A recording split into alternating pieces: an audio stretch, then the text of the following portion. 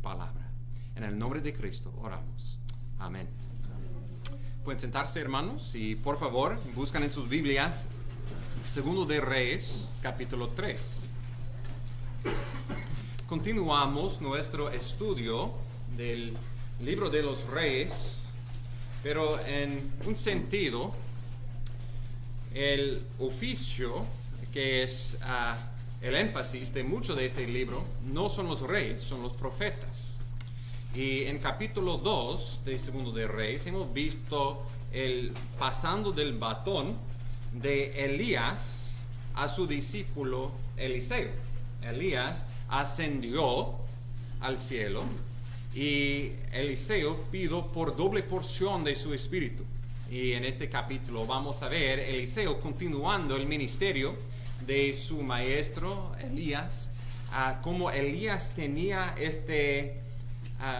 relación de tensión con Acab, el rey de Israel, el rey queriendo exaltarse y el profeta viniendo como representante de Dios y la palabra de Dios para ponerle en su lugar. Otra vez vamos a ver el rey de Israel, el hijo de Acab, viniendo por una palabra y Dios por medio de Eliseo, el profeta, poniéndole en su lugar. En los años que he tenido el gozo de conocer al Señor y servirle, he tenido el gozo de ver el poder de la palabra de Dios para cambiar vidas. He visto el poder de Dios en su misericordia usando pruebas para traer personas al fin de sí mismo y en su debilidad de encontrar en Cristo la salvación, encontrar en la palabra la gracia de perdón y la satisfacción de su necesidad más grande, que es no el problema inmediato que les trajo a los pies de Cristo, si sea un problema de salud o matrimonio, de trabajo o de cualquier otra cosa, una prueba que Dios usó para, al fin de cuentas, traerles a sus rodillas ante la palabra de Dios y recibir en eso la vida eterna. Tristemente, también he visto personas que Dios en su gracia ha traído pruebas en su vida y por un tiempo han venido a escuchar la palabra de Dios. Pero al fin de cuentas, ellos salieron de escuchar la palabra de Dios. Y la razón al fin de cuentas fue porque no querían doblarse ante la palabra. Vinieron a la palabra como ellos encima de la palabra. La palabra es algo que puede ayudarle tal vez en su situación y si no funciona, lo tiran al lado y buscan por otra cosa, por otra persona que va a resolver su problema. Pero al fin de cuentas, ellos están encima de la palabra, no ante la palabra. Y en nuestro texto de hoy vamos a ver un ejemplo del rey malvado de Israel, Joram, el hijo de Acab, quien se puso a sí mismo encima de la palabra. Y cuando él lo recibió por un tiempo, parecía como funcionó. Funcionó para servir sus propósitos, para ir a una batalla con las moabitas, y estaba ganando y todo estaba bien.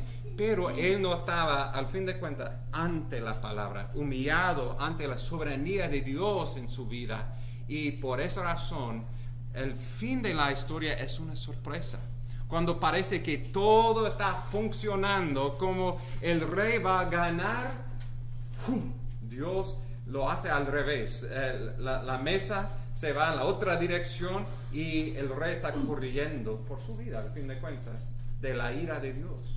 Y nos sorprende porque leyendo los primeros 26 versículos de este capítulo pensamos, ya sabemos cómo va a terminar y ¡pum!, de repente, wow, ¿perdieron?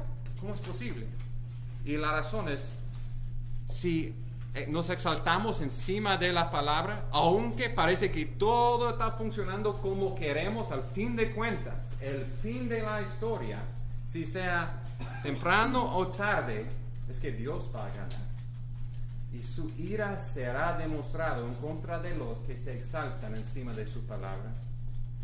La exhortación para nosotros esta mañana entonces es para humillarnos delante de la palabra de Dios, tomar nuestro refugio en el Hijo que Dios sacrificó por nosotros y en humillación recibir la palabra de Él como la única guía de nuestras vidas. Si sea conveniente o no, es nuestra única autoridad por cómo vivir, y por su gracia seremos bendecidos si nos rendimos nuestras vidas a Cristo como nuestro Rey. El texto se divide grandemente en dos porciones.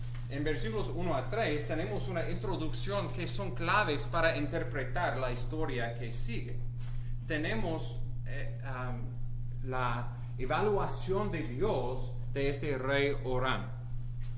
Y al fin de cuentas vamos a ver que él fue uno que hizo solamente parte de lo que debía. Él comenzó una renovación de la adoración del pueblo, pero no fue suficiente.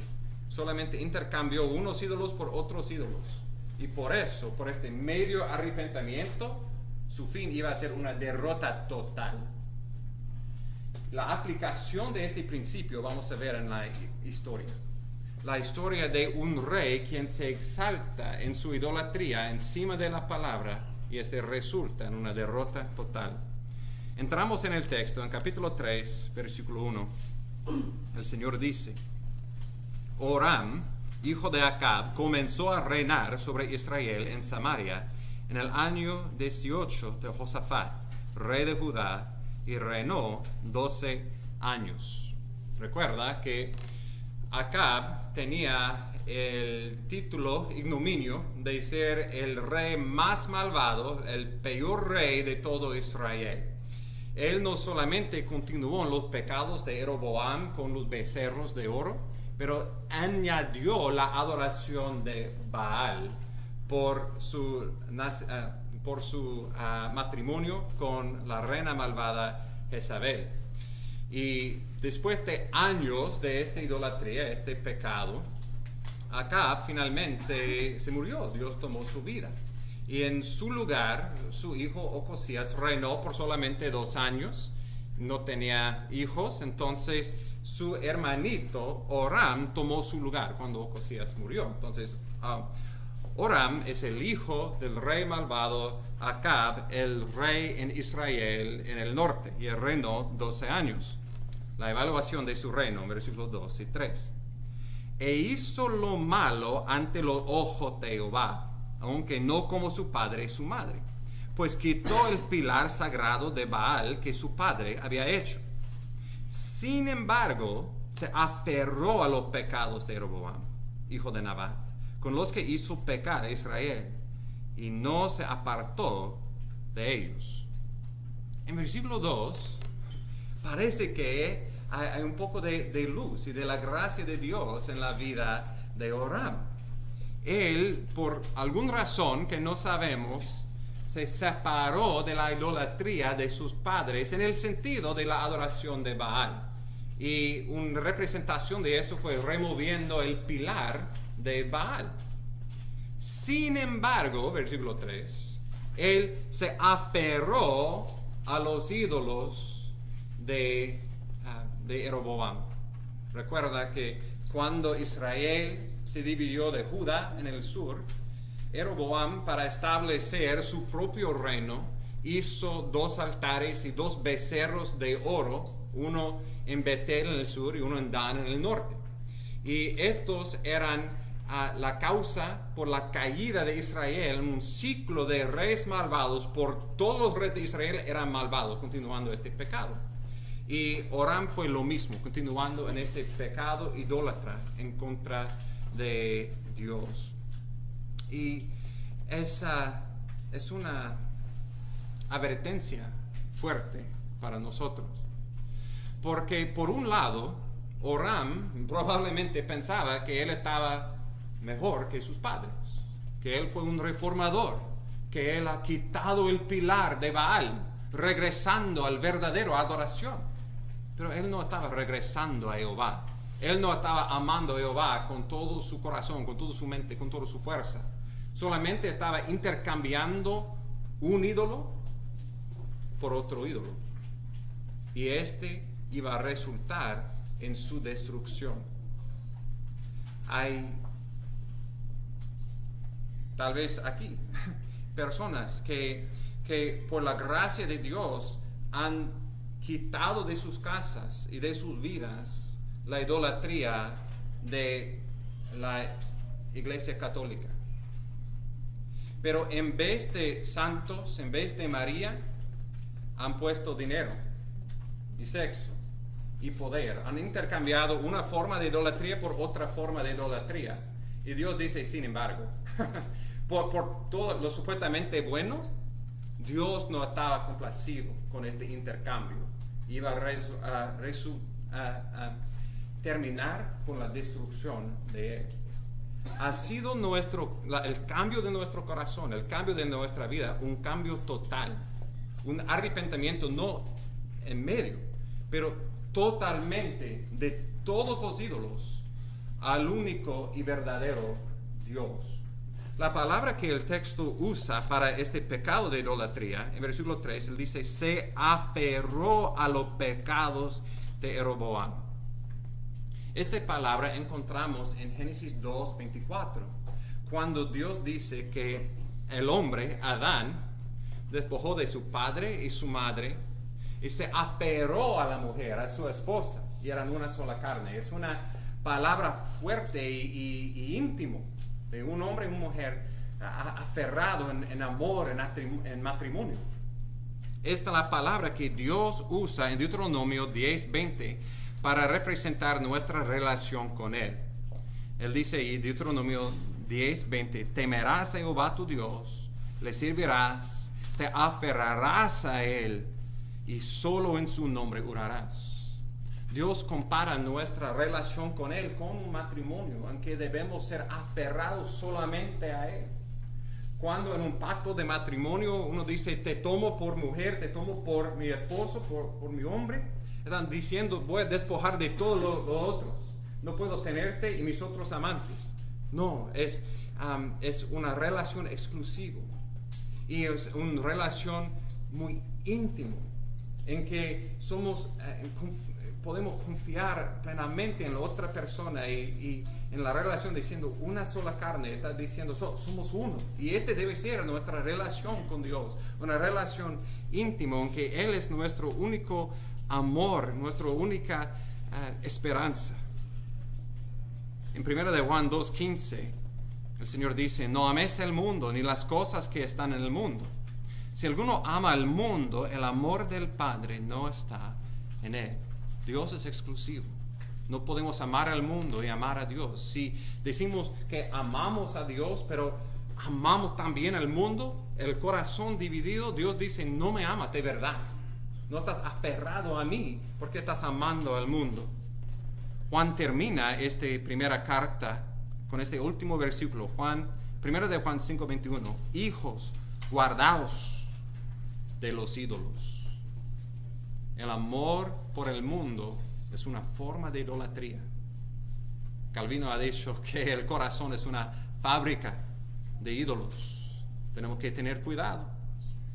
La batalla por santificación es una batalla de continuamente mortificando esos ídolos que están tratando de ser nuestro primer amor. Y tenemos que siempre recordarnos, nadie nos ama como nuestro Padre nos ama. Y por eso Él debe ser el único amor de nuestro corazón. Debemos ser aferrados a Él y nadie más que a Él. Que Él sea el primero. Y si no, somos como Oram, quien por apariencia ha reformado su vida, pero de verdad solamente ha intercambiado una forma de idolatría por otra forma de idolatría. Es una advertencia para nosotros, porque su fin, como vamos a ver, fue el juicio de Dios, y será lo mismo por los que por apariencia son cristianos, pero de corazón aman más el mundo que al Señor. En versículo 4 en adelante vamos a ver la demostración de este corazón dividido y en particular su manipulación de Dios, como él trataba de manipular la palabra de Dios y como este resultó en una derrota total por él y por su ejército.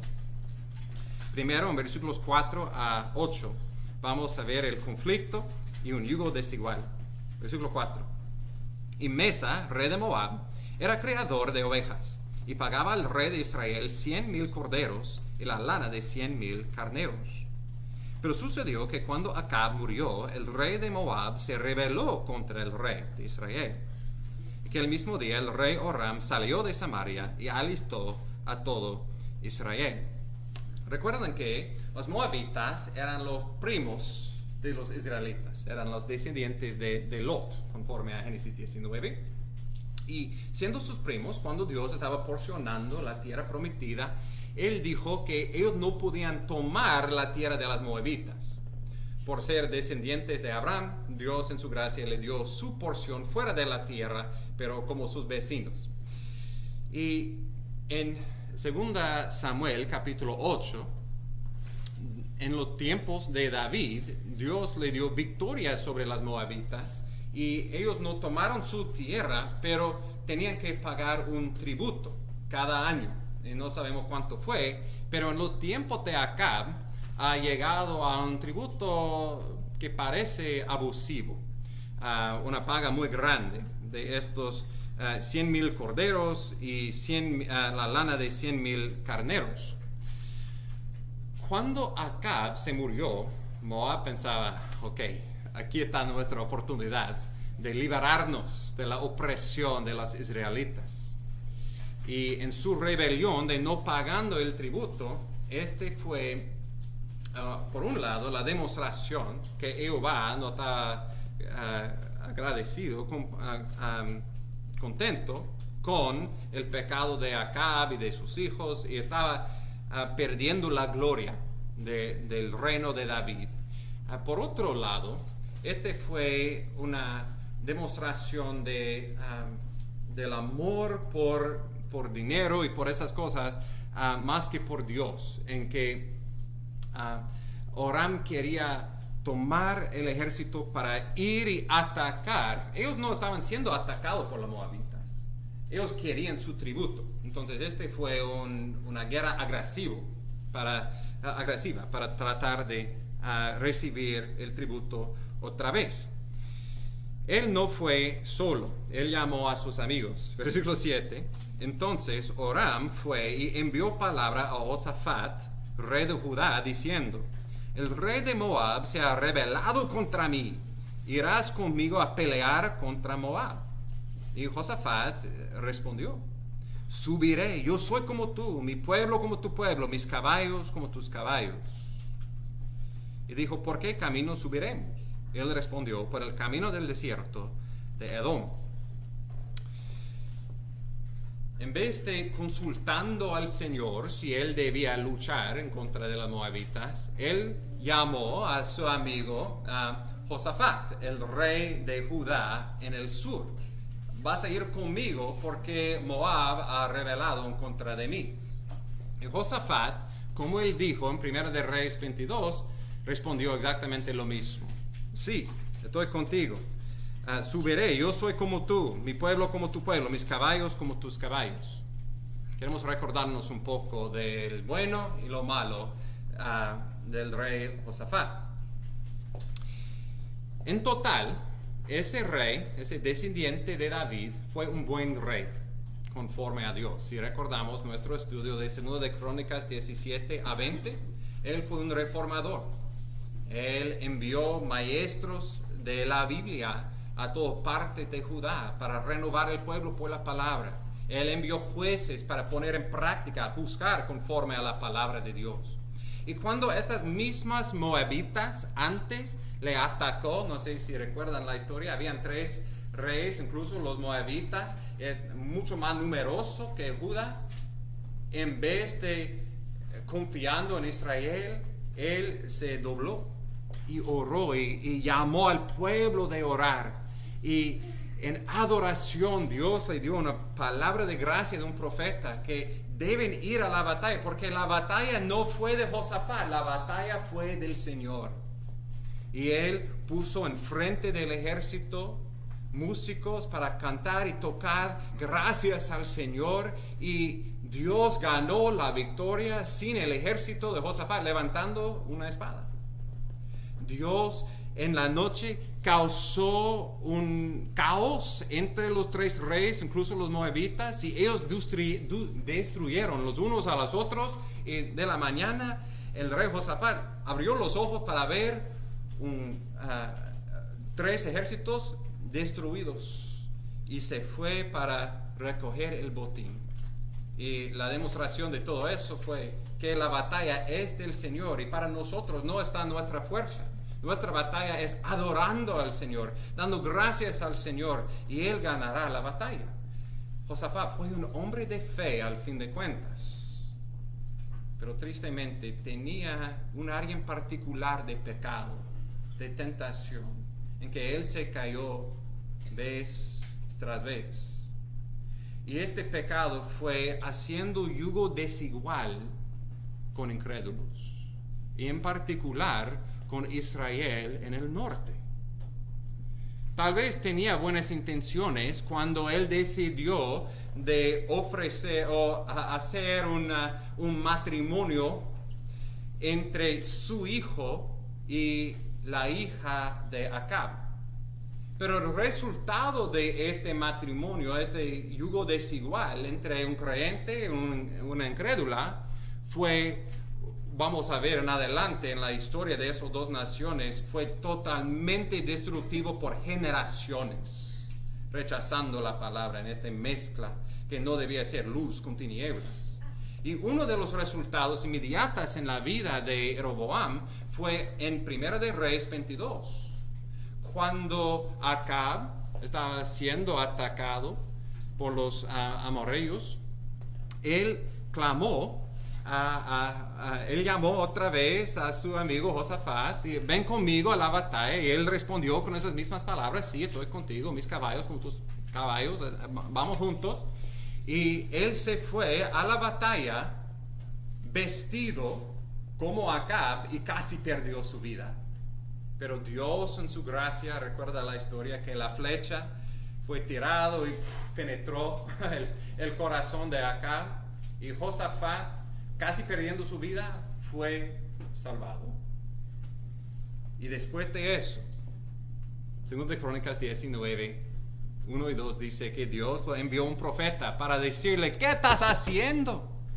Usando tu fuerza para ayudar a los que son los enemigos de Dios. Sirve solamente a Él, no hace estas alianzas con el mundo. Y pensamos, ok, tal vez él aprendió la lección. Pero tristemente, en nuestra historia vemos que después de la muerte de Acab, su hijo tomando su lugar, su hijo le llamó: ¿vas a ayudarme? Él dijo las mismas palabras: sí, estoy contigo. Yo soy como tú, mi ejército como tu ejército. Vamos juntos a la batalla. Y otra vez, no inmediatamente consultó al Señor, él esperó. Y al fin vamos a ver que también él sufrió una pérdida por hacer esta alianza con el mundo. Dos cosas muy claras para nosotros. Uno es la necesidad, como creyentes en Cristo, como siendo luz, de no hacer estas alianzas con el mundo. Vamos a sufrir con el mundo si estamos en alianza con el mundo. En los que no son casados, para solamente casarse en el Señor, con personas que aman, que conocen al Señor, no solamente con boca dice sí, creo en Dios, pero que tienen una vida que demuestra son siervos del Señor, que aman al Señor de todo corazón. Este es la fundación por un matrimonio que glorifica a Dios, y un matrimonio de mucho gozo. Lo más que buscamos al Señor, lo más unidos que somos. Pero si uno está en este lado sirviendo a los ídolos y otro lado sirviendo al Señor, tristemente hemos visto lo que pasó con Salomón y cómo su corazón fue desviado para seguir a los ídolos. Tenemos que separarnos, no solamente en matrimonio, pero nuestros mejores amigos, si somos creyentes, deben ser otros creyentes. Porque ¿qué tenemos en común con los que aman al mundo y sus ídolos? Debemos hacer en lo más posible en nuestro trabajo, en nuestras amistades, en nuestras relaciones, con otros creyentes con que tenemos en común un mismo amor por el Señor. Aplicándolo más grandemente, vemos en este patrón en la vida de Josafat, una área, una puerta abierta a que el enemigo regresó vez tras vez tras vez para tentarle a pecar, y él se cayó. El enemigo es muy astuto. Él sabe los áreas en que somos los más débiles, y este es a donde él va a atacarnos. Y por unos de nosotros tal vez es este oprobio del mundo, este amor de queriendo ser popular en los ojos del mundo. Tal vez es algo diferente. Tal vez es amor por dinero. Tal vez es la pornografía. Tal vez es un deseo para... es orgullo, al fin de cuentas. Sea lo que sea, es la área en que somos lo más débil, que el enemigo va a regresar vez tras vez para atacarnos, tentarnos.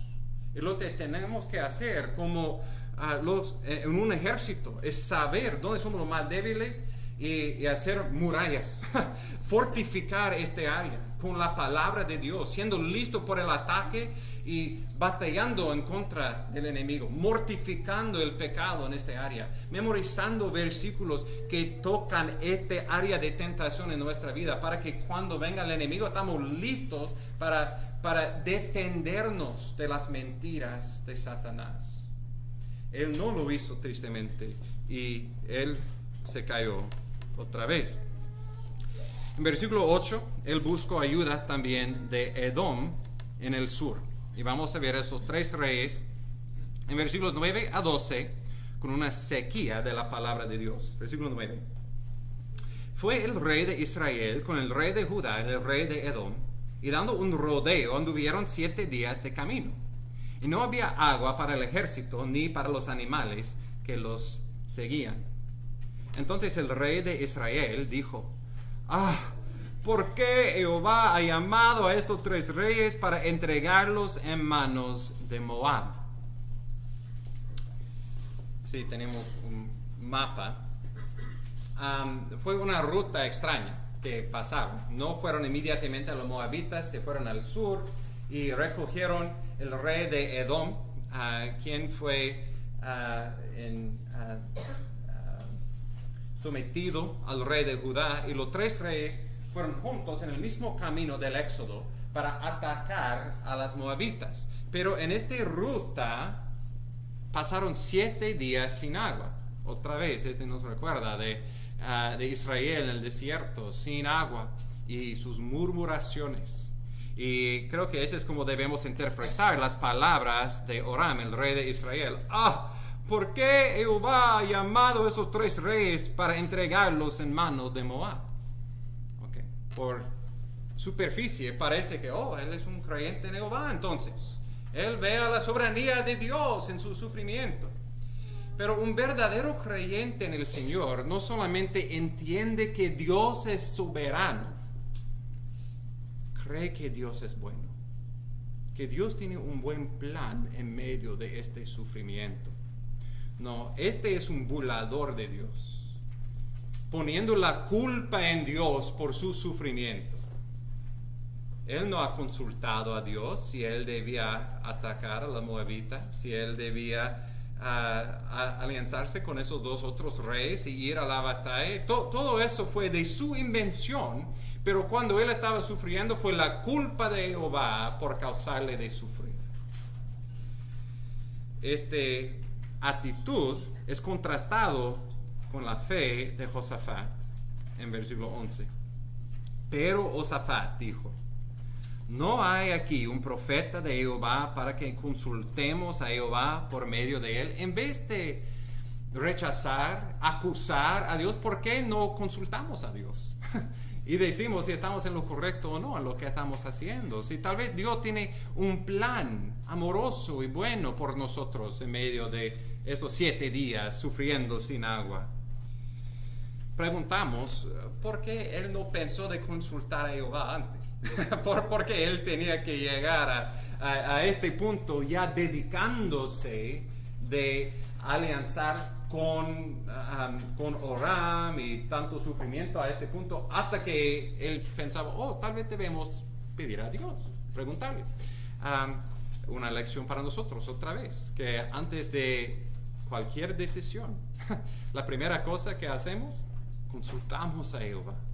Consultamos a Jehová por su palabra, consultamos al Señor en oración, consultamos al Señor por medio de personas sabias que Dios ha puesto alrededor de nosotros para darnos consejo bíblico. Todo eso es una demostración de poniéndonos ante la palabra como autoridad de nuestra vida, en vez de haciendo nuestras decisiones y después buscando por aprobación de la palabra de lo que hemos hecho. Josafat finalmente demostró su fe y humildad ante la palabra. Versículo 11. Y uno de los siervos del rey de Israel respondió y dijo: aquí está Eliseo, hijo de Safat, el que vertía agua en las manos de Elías. Es decir, que él fue su siervo, él quien le ayudó, y ahora él es el profeta a quien podemos consultar. Y Josafat dijo: la palabra de Jehová está con él. Y el rey de Israel y Josafat y el rey de Edom descendieron a él. Entonces lo que estamos viendo es pasando del batón de Elías a Eliseo. ¿A dónde van a ir los reyes para escuchar la palabra de Jehová? Josafat entiende, Eliseo tiene la palabra de Jehová. Vamos a consultar a él.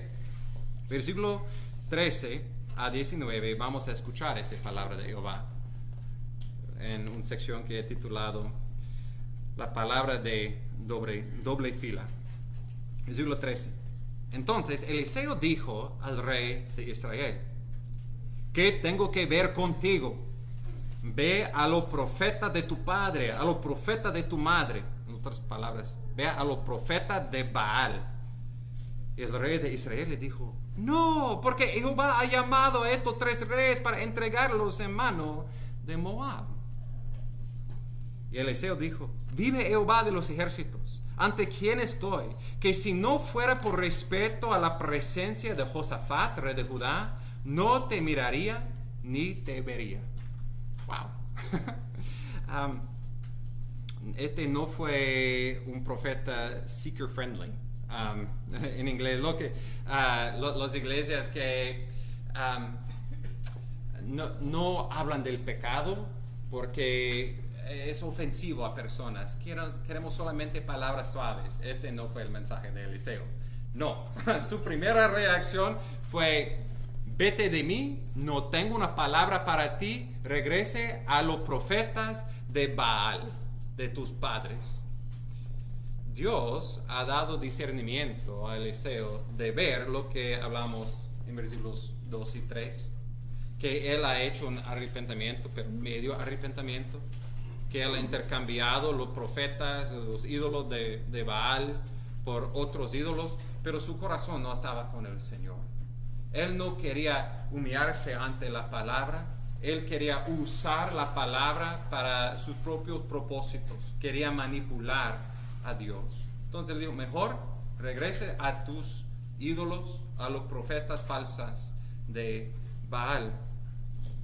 Si este suena duro, recuerda las palabras de Jesús: no des lo santo a los perros, ni eches vuestras perlas delante de los cerdos, no sea que las huellan con sus patas y volviéndose os despedacen.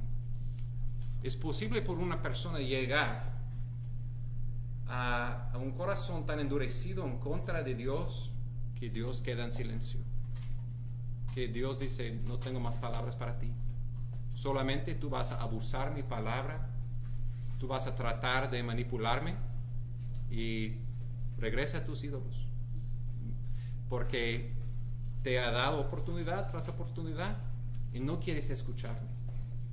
Este debe causarnos de temblar. No queremos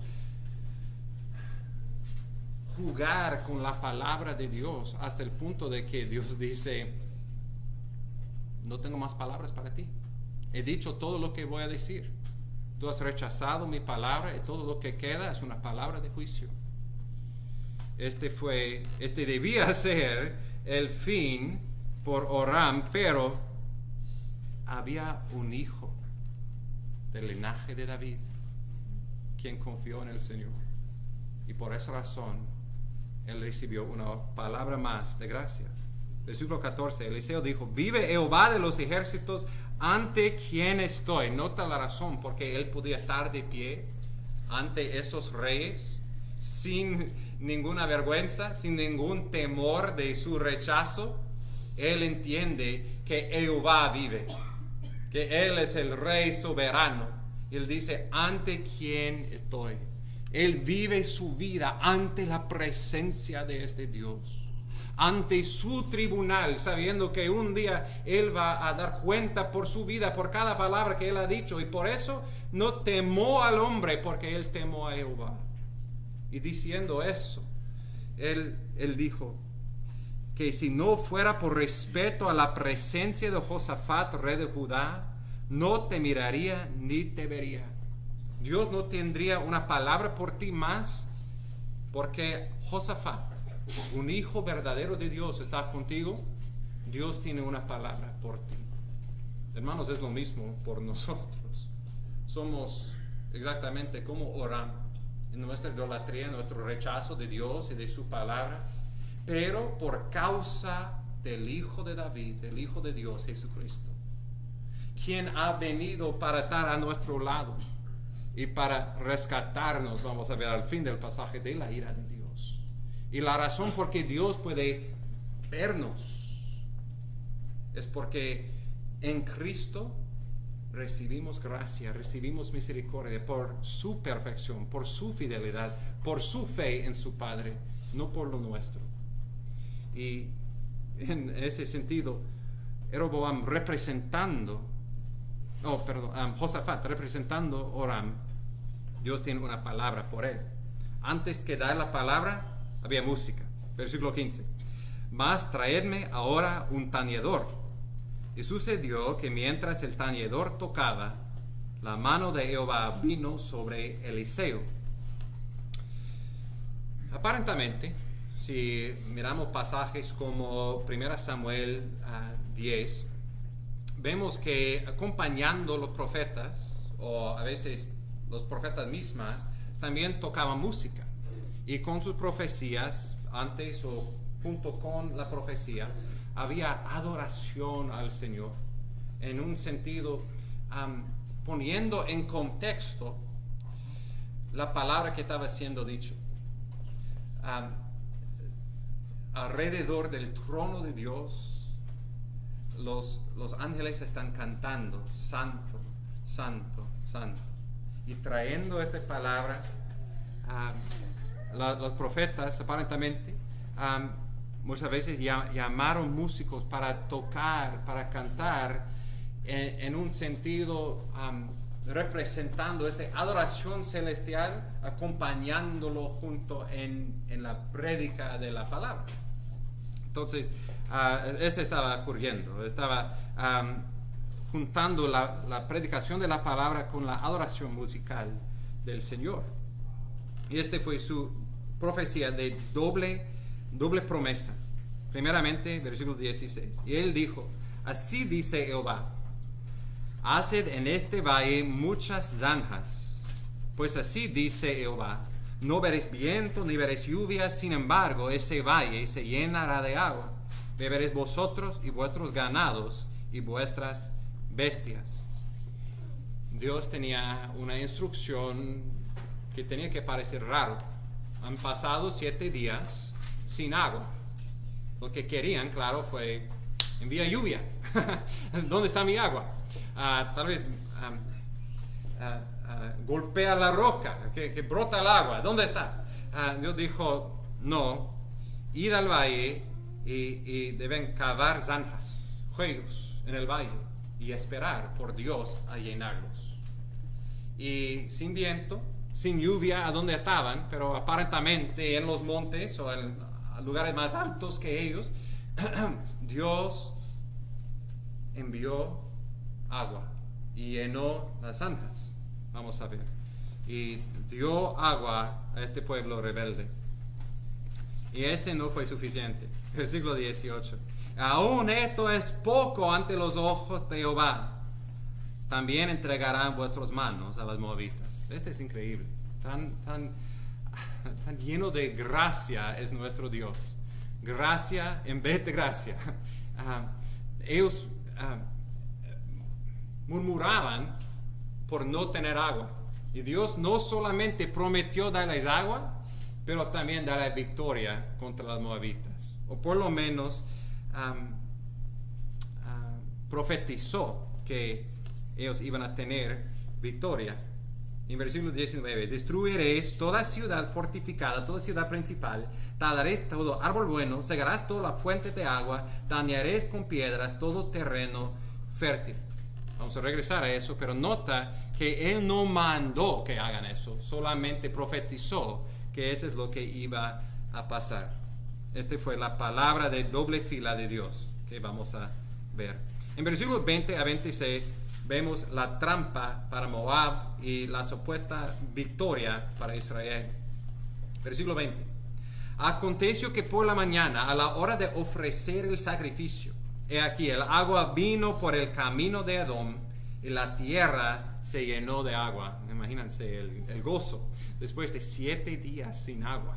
Y aquí vino este agua prometida del Señor, esta vida de los cielos y llenando estas zanjas, estos cuellos preparados del pueblo. Y no solo eso, pero también la victoria sobre los moabitas. Versículo 21. Todos los moabitas oyeron que los reyes habían subido a pelear contra ellos. Convocaron a todos, desde los que podían ceñir armadura para arriba, se pusieron en la frontera. Se levantaron muy de mañana, y cuando el sol brilló sobre el agua, los moabitas vieron el agua frente a ellos, tan roja como la sangre. No sé si han pasado algo similar, veando un lago, al mar, cuando el sol muy de mañana está subiendo y la reflexión parece rojo. Y Dios usó este mismo agua no solamente para traer vida al ejército de Israel, pero traer muerte, destrucción a las moabitas. Suena un poco como Éxodo 7. ¿Recuerda cuando Dios convirtió el río Nilo en sangre? O mar rojo, el mar rojo que Dios llenó con el sangre de los egipcios, pero fue la salvación de Israel en Éxodo 14. Pues el ejército moabita lo vio como lleno de sangre. Entonces dijeron, versículo 23, esto es sangre. Sin duda, los reyes han peleado entre sí y se han matado unos a otros. Ahora pues, Moab al despojo.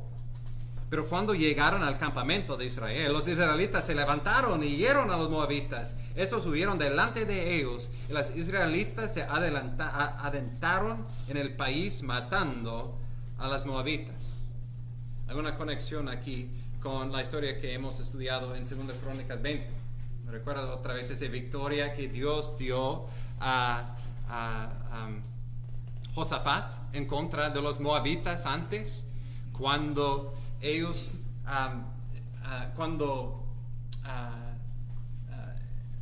el ejército de Judá vio las moabitas y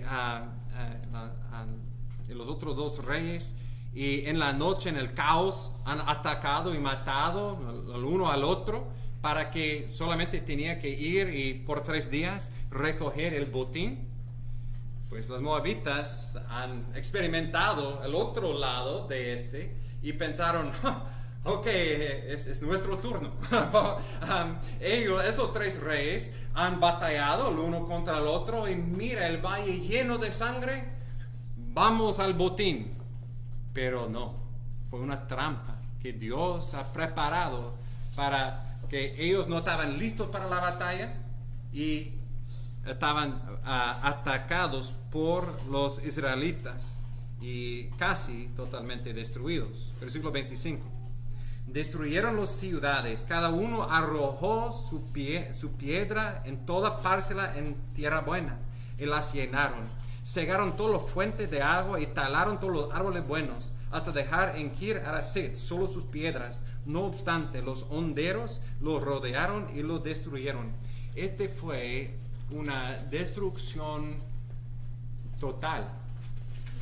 No solamente una batalla entre soldados, pero destruyendo totalmente ciudades, tirando piedras en todos los campos y cortando los árboles fructíferos para que no podían continuar, no podían vivir. Una destrucción total.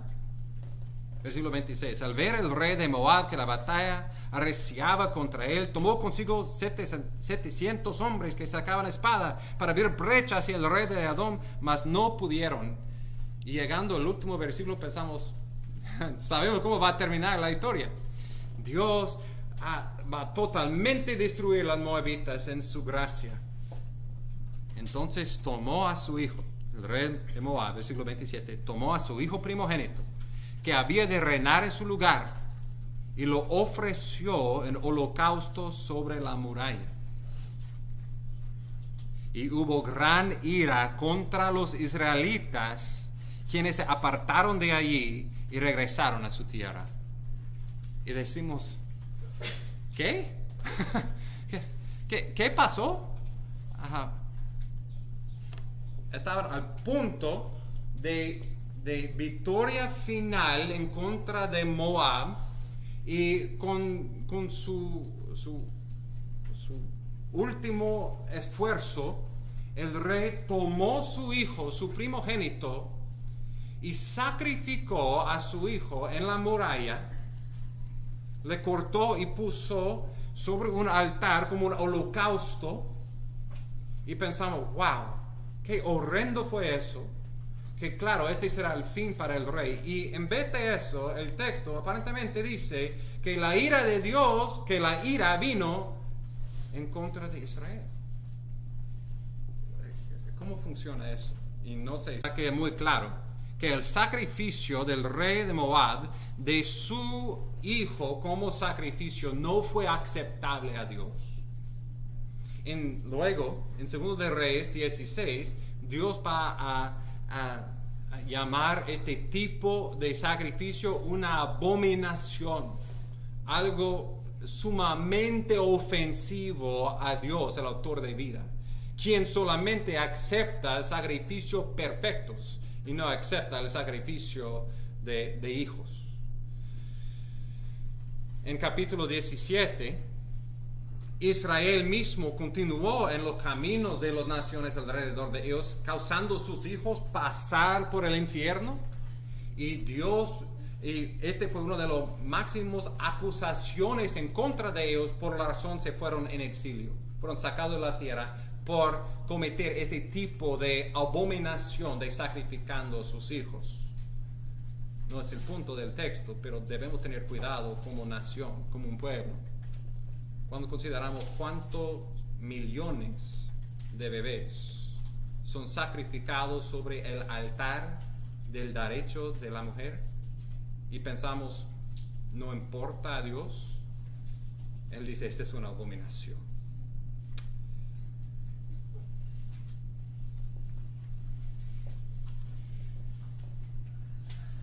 El resultado fue gran ira. El texto dice, hubo gran ira contra los israelitas. Y hay una pregunta en cómo interpretar el hebreo. Puede significar que había gran ira de parte de los israelitas.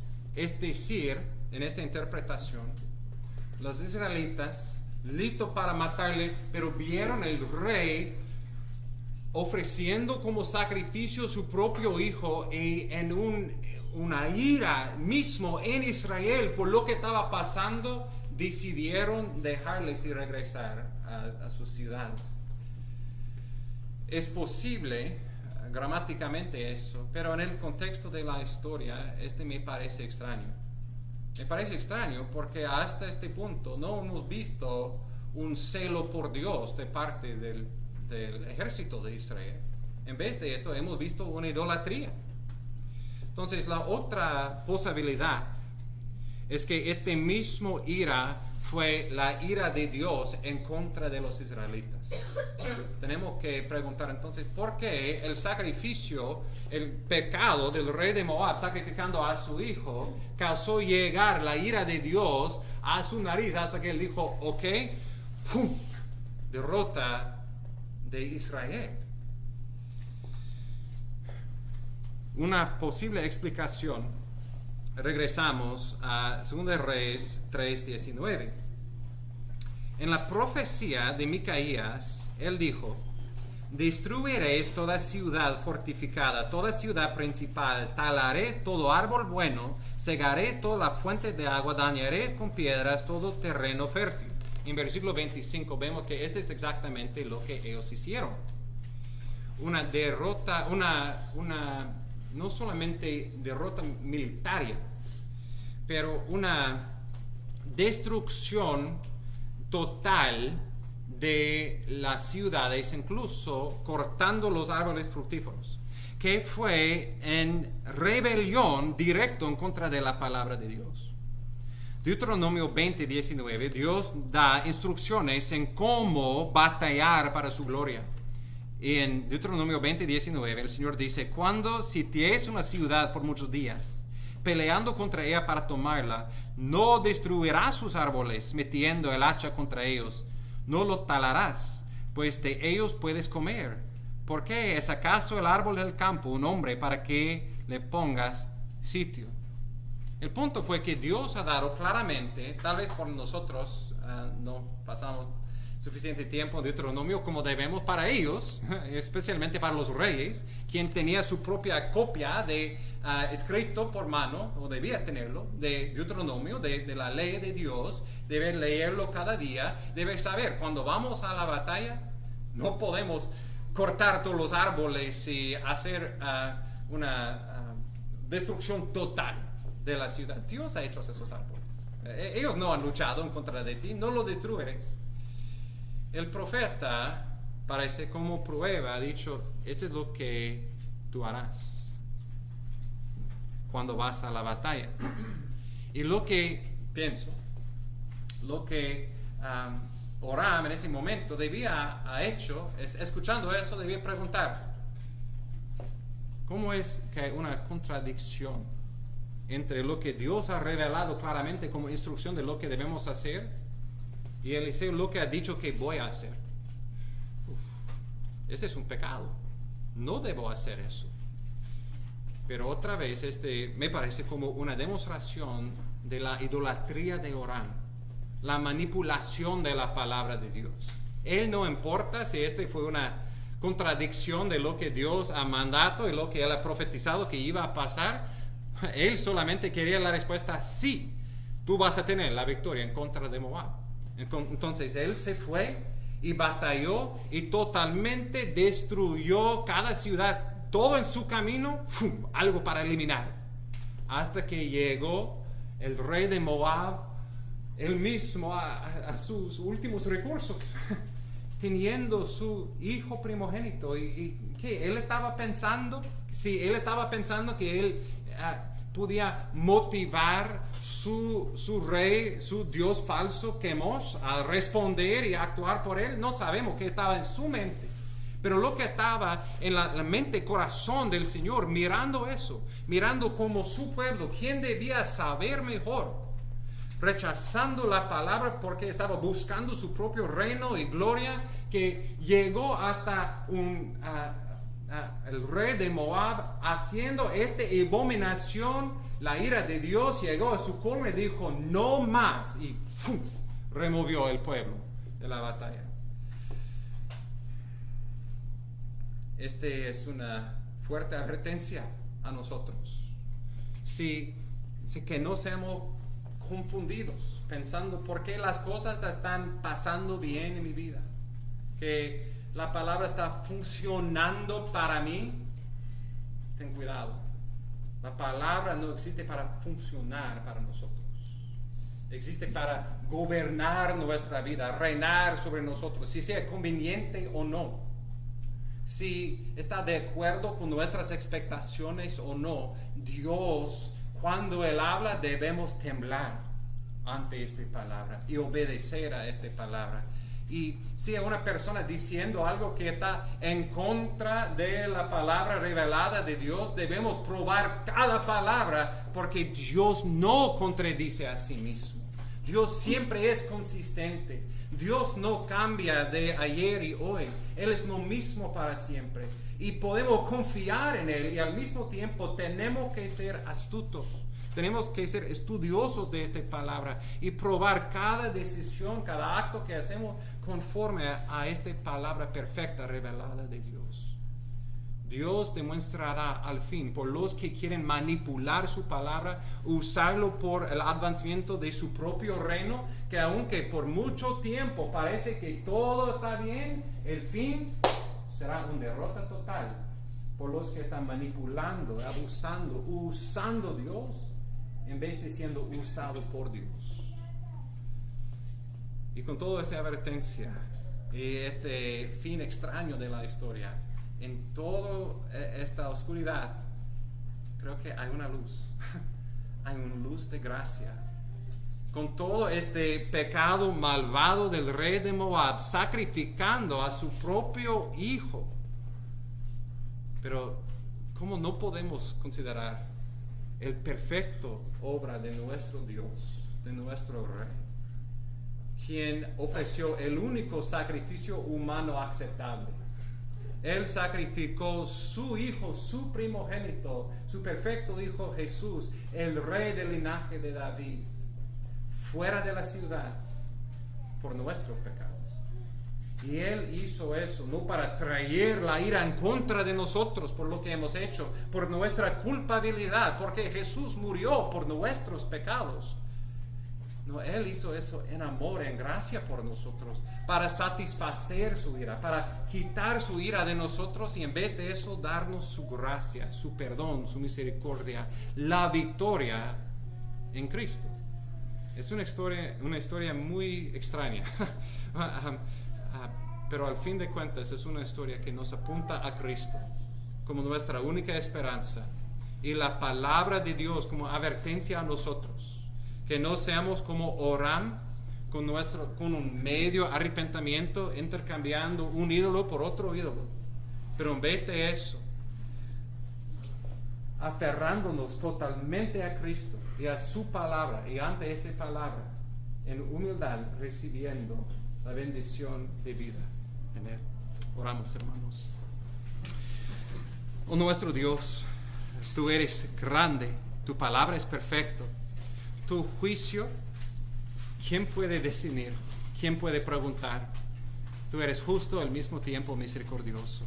Y te damos gracias, oh Señor, te damos gracias por la misericordia que hemos recibido en Cristo y por su sacrificio hecho fuera de la ciudad de Jerusalén en nuestro lugar, sufriendo por nuestro pecado, para que todos que aferran a Él en fe recibimos perdón de nuestro pecado. Gracias por Cristo. Gracias por salvarnos de nuestras vidas en idolatría y amor para el mundo, y para salvarnos por un amor único, un amor para ti. Y confesamos, Señor, que todos nosotros somos imperfectos en ese amor, que todavía batallamos con ídolos en nuestra vida. Ayúdanos, oh Señor, de huir de todo eso, de defendernos en las áreas débiles de nuestra vida, para no repetir estos mismos pecados, pero avanzar en santificación, avanzar en un amor más cerca a ti, aferrándonos totalmente y solamente a ti, encontrando en ti nuestro gozo, nuestra vida, nuestro amor, y al mismo tiempo, Señor, haciéndolo temblando ante tu santa palabra como la autoridad de nuestra vida. Perdónanos, oh Señor, por queriendo ser reyes y para que tú nos sirvas. Oh Señor, ayúdanos de humillarnos y servirte como nuestro Rey, y ante tu santa palabra temblar. Te pido, Señor, si hay alguien escuchando tu palabra esta mañana, que todavía no ha rendido su vida totalmente a ti, que han rechazado unos ídolos, pero no han totalmente por fe recibido y rendido como Rey de sus vidas, como su único Salvador y Señor, te pido que hoy sería el día de una vez para siempre negar, quitar los ídolos de su vida y en fe rendirse ante ti y recibir por fe en tu Hijo perdón de sus pecados, escape de tu ira y vida eterna en Cristo su Rey. En su nombre oramos. Amén. Hermanos, vamos a poner de pie.